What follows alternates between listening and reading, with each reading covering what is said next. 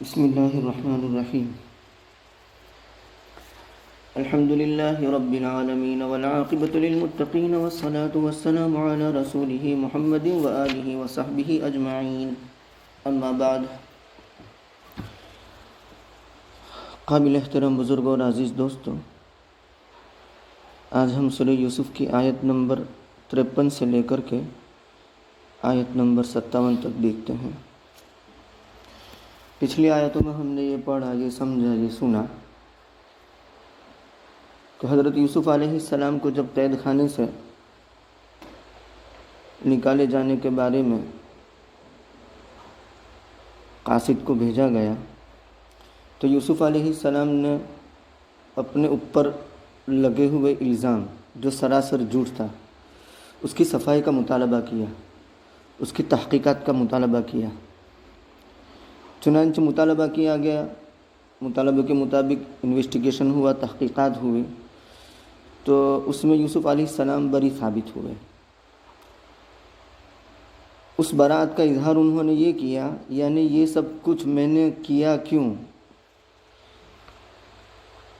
تحقیقات کا مطالبہ کیوں کیا، میرے اوپر لگے ہوئے الزام کے بارے میں صفائی میں نے کیوں طلب کی۔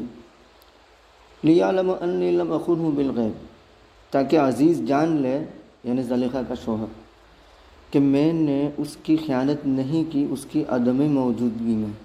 مطلب یہ کہ وہ گھر پر نہیں تھا اور اس کی چیز میں نے کوئی خیانت کی ہو، ایسا نہیں ہے، یہ واضح ہو جائے اس لیے میں نے تحقیقات کا مطالبہ کیا۔ اور دوسری بات یہ بیان فرمائی کہ لا یہدی کید الخائنین، اگر واقعتاً میں نے عزیز مصر کی بیوی کے ساتھ کوئی برا ارادہ کیا ہوتا تو اللہ رب العزت ایسے برے ارادے کرنے والوں کو کامیاب نہیں کرتے۔ لا یہدی کید الخائنین، خیانت کرنے والوں کی قید کو راہ نہیں دیتے، یعنی کبھی نہ کبھی قلعی کھل جاتی ہے۔ تو چونکہ اس میں ایک درجے میں اپنی پاکی، اپنی عصمت، اپنی عفت اور پاک بازی کا دعویٰ ظاہر ہو رہا تھا، یعنی ایسا سمجھ میں آ رہا تھا کہ گویا وہ اپنے آپ کو بہت پاک سمجھتے ہیں۔ اور ظاہر بات ہے کہ جب بندہ اپنے آپ کو پاک سمجھتا ہے، گناہوں سے محفوظ سمجھتا ہے، اور وہ یوں خیال کرتا ہے کہ میں تو گناہ میں مبتلا نہیں ہوا، تو اندر عجب آتا ہے، کبر آتا ہے، اپنے آپ کو بڑا سمجھنے لگتا ہے اور اپنے مقابلے میں دوسروں کو حقیر سمجھنے لگتا ہے۔ تو چنانچہ یہ خیال ہو سکتا تھا، اس خیال کو رد کرنے کے لیے حضرت یوسف علیہ السلام فرماتے ہیں وَمَا أُبَرِّئُ نَفْسِي، میں اپنے آپ کو بری نہیں کہتا۔ بعض مفسرین نے اس سلسلے میں یوں فرمایا کہ وَلَوْلَا أَن رَأَىٰ بُرْهَانَ رَبِّهِ وَلَقَدْ هَمَّتْ بِهِ وَهَمَّ بِهَا والی بات، کہ وہاں کسی نہ کسی درجے میں، چاہے وسوسے ہی کے درجے میں، خیال تو آ گیا تھا نا۔ تو اس معنی کر حضرت یوسف علیہ السلام یوں فرماتے ہیں کہ وَمَا أُبَرِّئُ نَفْسِي، میں اپنے آپ کو بری نہیں کہتا۔ مطلب یہ کہ اس وقت اللہ تبارک و تعالیٰ نے اپنے فضل و کرم سے مجھے بچایا ہے، ورنہ انسان کا نفس جو ہے اس کی سرشت میں تو برائی لکھی ہے، امارۃ بالسوء ہے، ہر وقت برائی پر اکساتا رہتا ہے، برائی پر اکساتا رہتا ہے، برائی پر اکساتا رہتا ہے۔ تو گویا اس میں ان پرہیزگاروں کے لیے، ان متقیوں کے لیے بڑا درس ہے جن کو اللہ تبارک و تعالی گناہوں سے بچاتے ہیں، تو اپنے گناہوں سے بچنے کو اللہ تبارک و تعالی کا فضل سمجھے، اپنا کمال نہ سمجھے۔ کیوں؟ تزکیہ کرنے والے اللہ تبارک و تعالی ہے، تو اپنے آپ کا تزکیہ شان نبوت کے بھی خلاف تھا، اور نمبر 2 اللہ رب العزت کے منشے کے بھی خلاف ہے، اللہ کی نظر میں بھی ناپسندیدہ ہے۔ الم تر الی الذین یزکون انفسہم، کیا آپ نہیں دیکھتے ان لوگوں کو جو اپنے آپ کو پاک باز بناتے ہیں، اپنے آپ کو پاک کہتے ہیں؟ ولیکن اللہ یزکی من یشاء، اللہ جسے چاہتے ہیں پاک کرتے ہیں۔ دوسری جگہ پر فلا تزکوا انفسکم هو اعلم بمن اتقى، کہ تم اپنے آپ کو پاک مت سمجھو، وہ بہتر جانتا ہے کہ تم میں سے کون گناہوں سے بچنے والا ہے۔ نمبر 3 وَلَوْلَا فَضْلُ اللَّهِ عَلَيْكُمْ وَرَحْمَتُهُ مَا زَكَى مِنْكُمْ مِنْ أَحَدٍ أَبَدًا۔ اگر کسی کو گناہ سے بچنے کی سعادت اور توفیق ملتی ہے تو وہ اللہ رب العزت کا فضل ہے۔ لولا فضل اللہ، اگر اللہ کا فضل نہ ہوتا، ورحمتہ، اور اس کی رحمت نہ ہوتی، ما زکا منکم من احد ابدا، اللہ کسی کا بھی تزکیہ نہ کرتے۔ ولیکن اللہ یزکی من یشاء، تزکیہ کون کرتا ہے؟ اللہ تبارک و تعالیٰ کرتا ہے۔ تو یہ سارے امور اللہ کی طرف حضرت یوسف علیہ السلام پھیر رہے ہیں۔ اس میں متقیوں کے لیے یہ سبق ہے کہ اگر گناہوں سے بچنے کی توفیق اور سعادت ملے تو اس توفیق اور سعادت کو اللہ رب العزت کا فضل اور اس کی رحمت اور اس کا کرم سمجھے، اپنا کمال نہ سمجھے۔ وما ابدو نفسی، میں اپنے آپ کو بری نہیں کہتا۔ ان النفس لامارۃ بالسوء، اس لیے کہ نفس یہ تعلیلیہ ہے، اس لیے کہ نفس یہ برائی پر اکسانے والا ہے۔ نفس کے 3 درجے ہیں۔ ان 3 درجوں کو بیان کرنے سے پہلے امام قرطبی رحمۃ اللہ علیہ کے حوالے سے مفتی محمد شفیع صاحب رحمۃ اللہ علیہ نے معارف القرآن میں ایک حدیث نقل کی ہے، اس کو عرض کر دوں۔ رسول اللہ صلی اللہ علیہ وسلم نے فرمایا اپنے صحابہ کرام سے خطاب کرتے ہوئے کہ اے میرے صحابہ، تمہارا اس رفیق کے بارے میں کیا خیال ہے کہ جب تم اس کا اعزاز کرو، اس کا اکرام کرو، اس کو کھلاؤ، اس کو پلاؤ، اچھے اچھے کپڑے پہناؤ، تو وہ تمہیں مصیبت میں مبتلا کر دے۔ اور اگر تم اس کا اکرام نہ کرو، اس کو ذلیل کرو، اس کو رسوا کرو، اس کو ننگا رکھو، اس کو بھوکا رکھو، اس کو اچھے اچھے کپڑے نہ پہناؤ، تو وہ تمہارے ساتھ بھلائی کا معاملہ کرے۔ صحابہ کرام رضوان اللہ تعالیٰ علیہ مجمعین نے فرمایا کہ اس سے برا دوست دنیا میں کوئی نہیں ہو سکتا، یہ تو نمک حرام ہی ہوا، احسان فراموش ہوا، اس سے برا کوئی دوست ہو سکتا نہیں۔ نبی کریم صلی اللہ علیہ وسلم نے فرمایا اس ذات کی قسم جس کے قبضہ قدرت میں میری جان ہے، تمہارا نفس ایسا ہی ساتھی ہے کہ جب اس نفس کے ساتھ بھلائی کرتے ہیں، کھلاتے ہیں، پلاتے ہیں، تگڑا رکھتے ہیں، اس کے تقاضے اور اس کے ڈیمانڈوں اور اس کے مطالبات کو پورا کرتے ہیں، تو وہ تمہیں مصیبت میں مبتلا کر دیتا ہے۔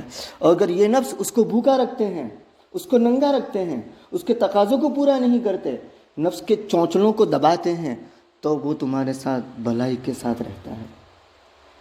ایک دوسری روایت میں نبی کریم صلی اللہ علیہ وسلم نے فرمایا کہ تمہارا سب سے بڑا دشمن وہ ہے جو تمہارے 2 پہلو کے درمیان ہے۔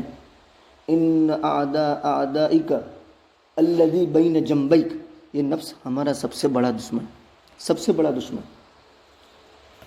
فَأَمَّا مَنْ طَغَى وَآثَرَ الْحَيَاةَ الدُّنْيَا فَإِنَّ الْجَحِيمَ هِيَ الْمَأْوَىٰ۔ اس سے پہلے اللہ تبارک و تعالیٰ کیا فرماتے ہیں کہ یہ نفس اما من خاف مقام ربہ ونہى النفس عن الہویٰ، اپنے رب کے سامنے کھڑا ہونے سے ڈرتا ہے اور نفس کو اس کے تقاضوں سے روکتا ہے، تو جنت اس کا ٹھکانہ ہے۔ اور اگر نفس کے تقاضوں کو پورا کرتا ہے تو جہنم اس کا ٹھکانہ بن جاتا ہے۔ اب آئیے نفس کی مختلف قسموں کی طرف۔ ایک ہوتا ہے نفس امارہ، جو برائی پر اکسانے کا والا، اور ہر انسان کا نفس یہ نفس امارہ ہے۔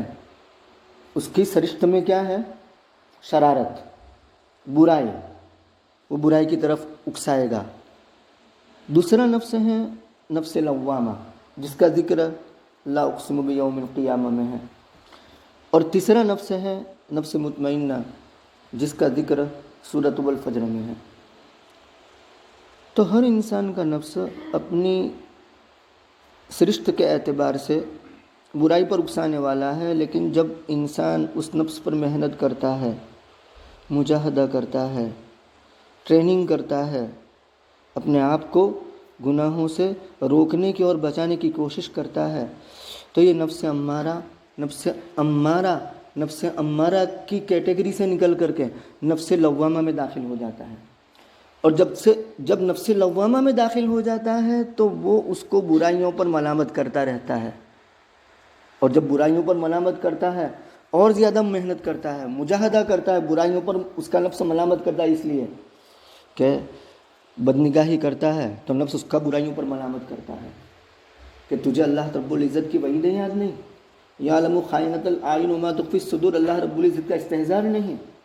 تجھے یہ خیال نہیں ہے کہ بدنگاہی کی وجہ سے کتنا بڑا نقصان ہوتا ہے؟ تلاوت کا مزہ ختم، ذکر کا مزہ ختم، نماز کا مزہ ختم، یہ سارے عبادتوں کی جو لذت اور حلاوت ہے، جو بشاشت ہے، وہ ساری بشاشت ختم ہو جاتی ہے، اور اس کے بعد اس کی عبادت، اس کا ذکر، اس کی تلاوت، زبان کی ورزش کے علاوہ کوئی چیز نہیں رہتی، صرف زبان کی ورزش ہو کر رہ جاتی ہے۔ تو یہ سب نقصانات ہیں۔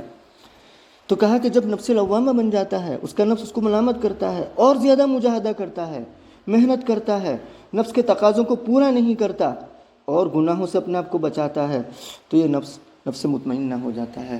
اور نفس مطمئنہ کون سا ہوتا ہے؟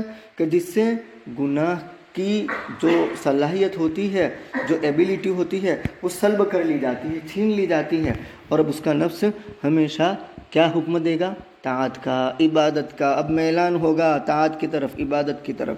اور جب وہ نفس مطمئنہ بن جاتا ہے تو اللہ رب العزت کی جانب سے مرتے وقت اپنے سر کے کانوں سے یا دل کے کانوں سے وہ صدا سنتا ہے، یا ایتھا النفس المطمئنہ ارجعی الی ربک راضیۃ مرضیہ فادخلی فی عبادی وادخلی جنتی۔ اے نفس مطمئنہ، ارجعی الی ربک، اپنے رب کی طرف لوٹ جائے، راضیۃ مرضیہ، تو رب سے راضی اور رب تجھ سے راضی، فادخلی فی عبادی، میرے بندوں میں داخل ہو جا، وادخلی جنتی، میری جنت میں داخل ہو جا۔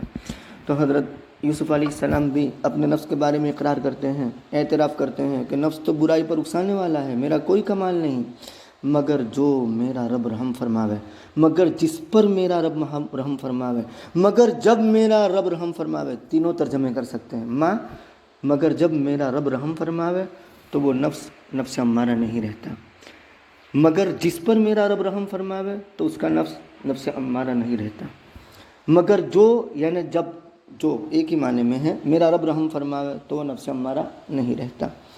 ان ربی لغفور الرحیم، غفور الرحیم، بے شک میرا پروردگار بخشنے والا ہے، رحم فرمانے والا ہے۔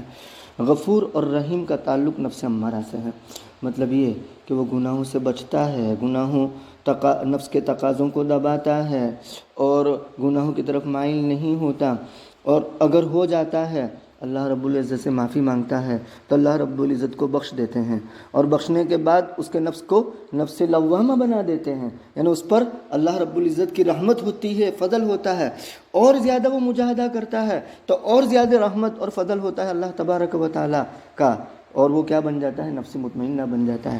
تو غفور کا تعلق امارہ اور لوامہ سے ہے، اور رحیم کا تعلق لوامہ اور مطمئنہ دونوں سے ہے۔ وقال الملک ائتونی بہ، بادشاہ نے کہا اس کو میرے پاس لے آؤ۔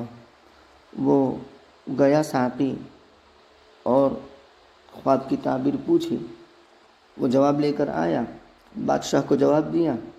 بادشاہ بہت متاثر ہوا، اس وقت اس نے کہا کہ اس کو میرے پاس لے آؤ، یعنی پہلی مرتبہ جب لانے کا کہا گیا تھا اس وقت تحقیقات کا مطالبہ ان کی جانب سے تھا، اب تحقیقات کا مطالبہ ہو چکا، یوسف بری ثابت ہوئے ہیں، اب قید خانے میں رہنا کوئی معنی رکھتا نہیں ہے۔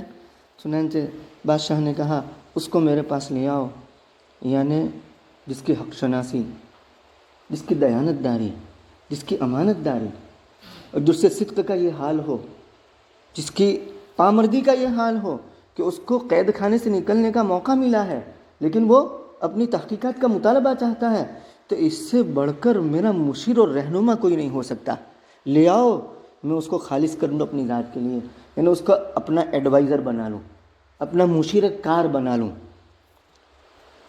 فلما کلمہ قال انک اليوم لدینا مکین امین۔ اس سے پہلے کی ساری باتیں ہیں وہ یہ ہیں کہ حضرت یوسف علیہ السلام دربار میں آئے، قید خانے سے نکلنے وقت اور دربار میں داخل ہونے کے وقت دعا کی، حسبی ربی من دنیای، حسبی ربی من خلقی، حسبی ربی من دنیای، حسبی ربی من خلقہ، میرا رب مجھے کافی ہے میری دنیا کی جانب سے، میرا رب اس کی مخلوق کی جانب سے مجھے کافی ہیں۔ عز جارک وجل ثناؤک ولا الہ غیرک، یہ دعائیں مانگی اور اس کے بعد دربار میں داخل ہوئے اور باتیں ہوئیں۔ عزیز مصر نے اور بادشاہ نے یوسف علیہ السلام سے براہ راست اس خواب کی تعبیر کو شیئر کیا. پہلے تو وہ ساقی کے ذریعے سے نا، بیچ میں واسطہ تھا نا، اب تو بلا واسطہ ڈائریکٹلی پھر سے خواب کی تعبیر کے بارے میں چرچا اور ڈسکس کیا. تو جب باتیں ہوئی فلما کلمہ، جب ان سے بات کی تو بہت متاثر ہوا، معتقد ہو گیا، محب ہو گیا اور کہنے لگا. قال، عزیز مصر نے کہا، انک الیوم لدینا مکین امین، بے شک آج آپ ہمارے پاس مرتبے والے ہیں. مکن یمکن مکانۃ، مرتبے والا ہونا، اور امانت دار بھی ہیں. مطلب یہ کہ آج آپ نے ہمارے دربار میں قدم جما دیے، جگہ پکڑ لی، اور آپ امانت دار بھی ہیں. قال جعلنی علی خزائن الارض، اس سے پہلے یوں سمجھنے کا کہ بادشاہ نے اپنے دربار میں بلایا اور تبادلہ خیالات ہوا. حضرت یوسف علیہ السلام نے 7 سال جو قحط سالی کے ہوں گے اس کو کیسے نمٹا جائے اس کا طریقہ بتایا. تو بادشاہ وقت نے کہا کہ یہ تو بہت بڑا کام ہے، اس کو سر انجام کیسے دیا جائے؟ میرے پاس ایسے کارندے نہیں ہیں جو یہ کام کر سکے. تو حضرت یوسف علیہ السلام نے فرمایا، مجھے بنا دیجیے وزیر خزانہ. اللہ رب العزت کرنے پر آتے ہیں اور دینے پر آتے ہیں تو نہال کر دیتے ہیں. آدھے گھنٹے پہلے جیل خانے کی تنگ اور تاریک کوٹھڑی میں تھے، اور آدھے گھنٹے کے بعد ملک کے مصر کے مقتدر ہو گئے. مصر کے جس کونے میں جہاں چاہے آزادی کے ساتھ، آزاد شہری کے معنی نہیں بلکہ آزاد بادشاہ کے معنی گھوم رہے ہیں. واقعیت اللہ جب نوازنے پر آتے ہیں تو بے حد و حساب نوازتے ہیں. قال جعلنی علی خزائن الارض، کہاں حضرت یوسف علیہ السلام نے مجھے بنا دیجئے، مقرر کر دیجئے زمین کے خزانوں پر، مطلب وزیر خزانہ بنا دیجئے. یہاں ایک سوال یہ پیدا ہوتا ہے کہ حضرت یوسف علیہ السلام نے اس عہدے کا مطالبہ کیا، اور عہدے کی مطالبہ کرنا یہ تو مکروہ اور ناپسندیدہ ہے شریعت میں. اس کا جواب یہ دیا گیا، پہلے اس کے بارے میں جو حدیث ہے اس کو سنا دوں. بخاری شریف میں روایت ہے، عبد الرحمن ابن سمرہ رضی اللہ تعالیٰ عنہ فرماتے ہیں، نبی کریم صلی اللہ علیہ وسلم نے فرمایا، لا تسأل الامارہ، عہدے کے طالب نہ بنو، پوزیشن کے طالب نہ بنو، اقتدار کے طالب نہ بنو، سیادت اور قیادت کے طالب نہ بنو. لا تسأل الامارہ، کیوں؟ فإنك إن أعطيتها عن مسألة وكلت إليها، حرص کے بعد، مانگنے کے بعد، مطالبے کے بعد آپ لائق نہیں تھے اور مطالبہ کیا اور آپ کو آپ کے مطالبے کی وجہ سے دے دیا گیا تو وکلت الیہا، تو اس عہدے کی طرف حوالے کر دیا جائے گا. مطلب اللہ کی مدد شامل حال ہوگی نہیں. تو جانے تیرا عہدہ جانے، تو جانے تیری سیادت جانے، تو جانے تیری قیادت جانے، تو جانے تیری حکومت جانے. وَإِنْ أُعْطِيتَ عَنْ غَيْرِ مَسْأَلَةٍ وَإِنْتَ عَلَيْهَا، اور اگر تجھے وہ عہدہ، وہ پوزیشن ملی، کیسے؟ بغیر مانگے.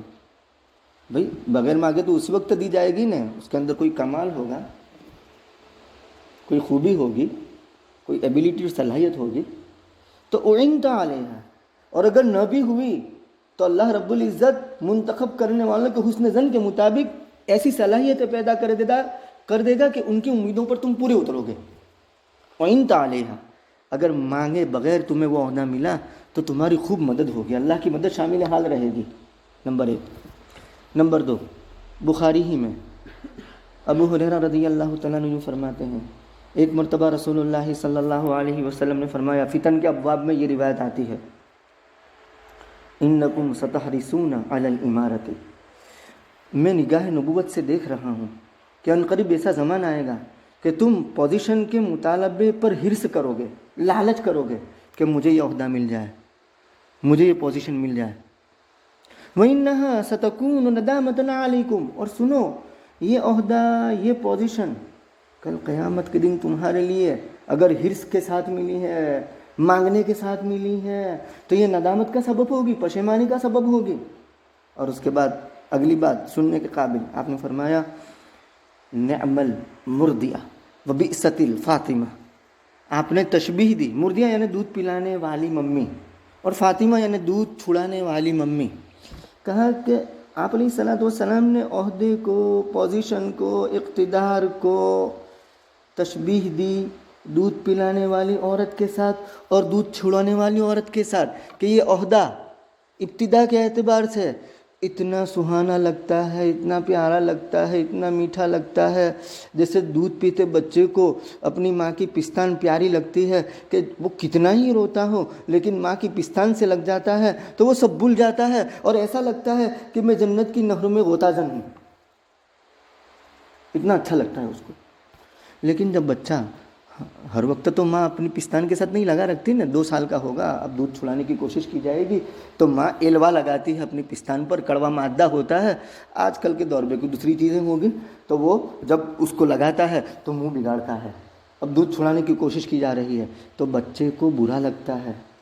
تو کہا کہ ابتدا کے اعتبار سے یہ منصب، یہ عہدہ، یہ پوزیشن دودھ پلانے والی عورت کے مانند ہے، بہت سہانا، بہت پیارا، اور انتہا کے اعتبار سے جب موت کا آہنی پنجہ اس کو کسنے لگتا ہے اور اس کی روح قبض ہونے لگتی ہے تو اس وقت یہ عہدہ، یہ اقتدار، یہ پوزیشن اس کو بہت بری لگتی ہے، یا اس کو ہٹا دیا گیا، معزول کر دیا گیا، تو معزول ہوتے وقت اس عہدے کو چھوڑنا اس کے لیے بڑا مشکل ہوتا ہے، جیسے چھوٹے بچے کے لیے ماں کا دودھ چھوڑنا مشکل ہوتا ہے، وہ اس کو برا لگتا ہے، ایسے ہی اس کو یہ عہدہ چھوڑنا برا لگتا ہے، تو تشبیہ دی اس کے ساتھ۔ لیکن یہاں حضرت یوسف علیہ السلام سامنے سے مطالبہ کرتے ہیں، تو اس سلسلے میں علماء یوں فرماتے ہیں، مفسرین محققین یوں فرماتے ہیں کہ جب دیکھے کہ کمیونٹی میں اس کام کو سر انجام دینے والا مجھ سے بہتر کوئی نہیں ہے،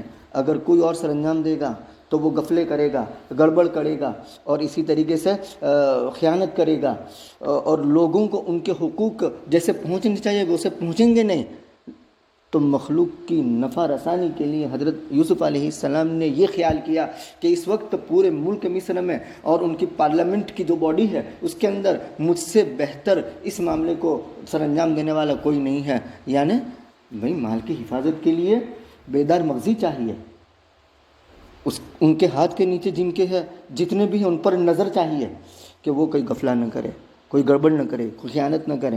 تو حضرت یوسف علیہ السلام کے اندر یہ ساری صلاحیتیں موجود تھی، چنانچہ کہا، یعنی عزیز مصر نے پوچھا تھا کہ وہ 7 سال پر قابو کیسے پایا جائے گا، تو کہا حضرت یوسف علیہ السلام نے فرمایا تھا کہ بھئی کسانوں کو حکم دیا جائے گا کہ وہ زیادہ سے زیادہ کاشت کرے، عام سالوں میں جو کاشت کرتے اس سے زیادہ، اور اس کے بعد 5واں حصہ نکال لے کھانے کے لیے اور باقی خوشوں میں رکھے، کیونکہ خوشوں میں رکھا ہوا دانہ بگڑتا نہیں ہے، اس کو گن لگتا نہیں ہے، کیڑا کھاتا نہیں ہے۔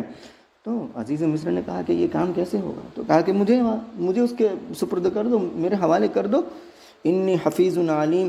ایک خازن کے اندر، وزیر مالیات کے اندر جو اوصاف ہونے چاہیے وہ اوصاف حضرت یوسف علیہ السلام نے 2 صفت کے اندر بیان کر دیے۔ انی حفیظ علیم، وزیر مالیات کے اندر حفاظت کا مادہ بھی ہونا چاہیے اور علم بھی ہونا چاہیے۔ حفاظت کے مادے کا مطلب یہ کہ چور اچک کے اور اسی طریقے سے جو دوسرے کارندے کام کرنے والے ہیں وہ اس میں خیانت نہ کرے، اس پر وہ نظر رکھے، حفاظت کرنے والا ہو، نگراں ہو اس پر۔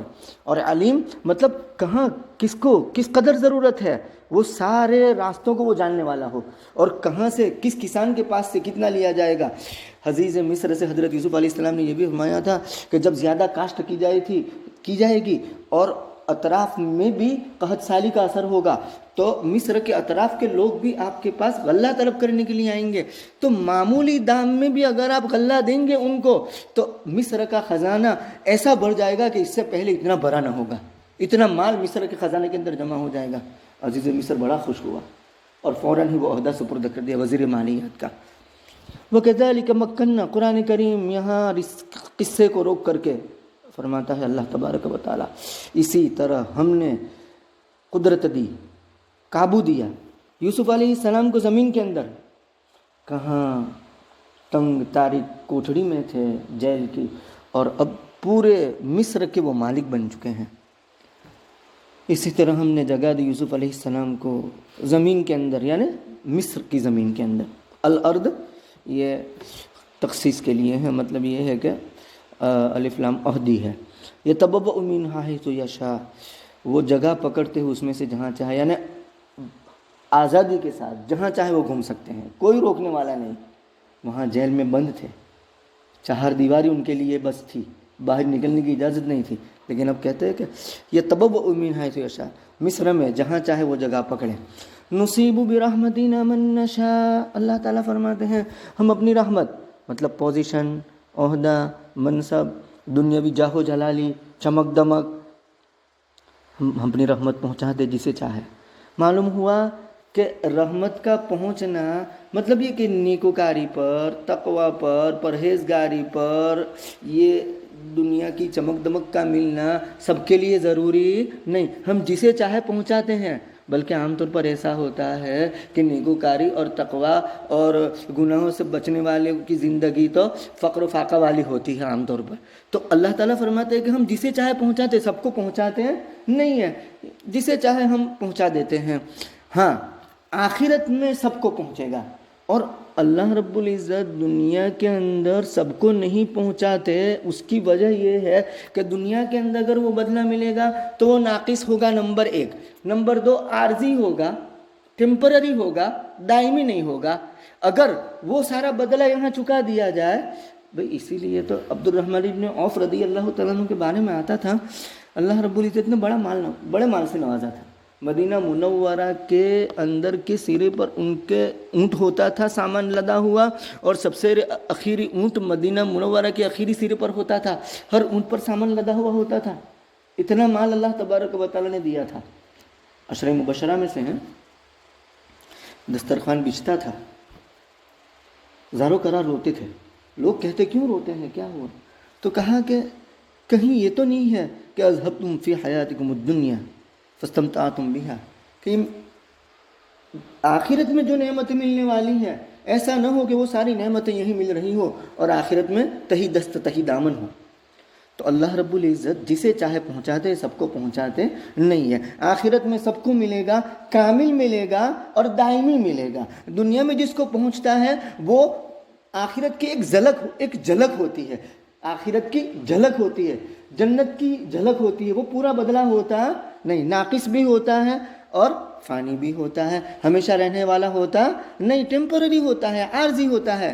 رسول اللہ صلی اللہ علیہ وسلم نے کیا فرمایا؟